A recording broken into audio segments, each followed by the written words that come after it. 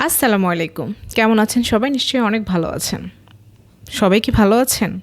নাকি ভেজাল পণ্য খেতে খেতে আপনাদের খুব দুরবস্থা?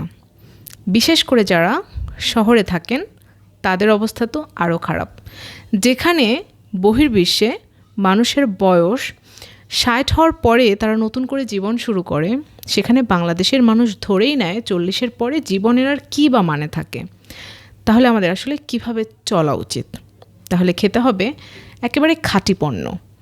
আর যদি খাঁটি পণ্য, অনেক সময় হয় না যে খাঁটি পণ্য আসলে কোথায় পাবো, আমরা তো বাধ্য না। এখনও বাংলাদেশে অনেক জায়গায় অর্গানিক ফুড পাওয়া যায়, তবে যদি সেই ফুডটা আপনি একেবারে ওই জায়গা থেকে কালেক্ট করতে পারেন তবে প্রাইসটা অনেক কম পড়বে। আর যদি আপনি মনে করেন ঢাকার আশেপাশ থেকে নেবেন বা ঢাকায় কোনো অনলাইন পেজ থেকে নিয়ে নেবেন, তাহলে সেটার দামটা একটু বেশি পড়বে, কারণ তাদের এখানে নিয়ে আসতে অনেক খরচ বা লোকবলের খরচ এগুলো থাকে। সো আমি আপনাদেরকে একটা পেজ মেনশন করে দিচ্ছি স্ক্রিনে।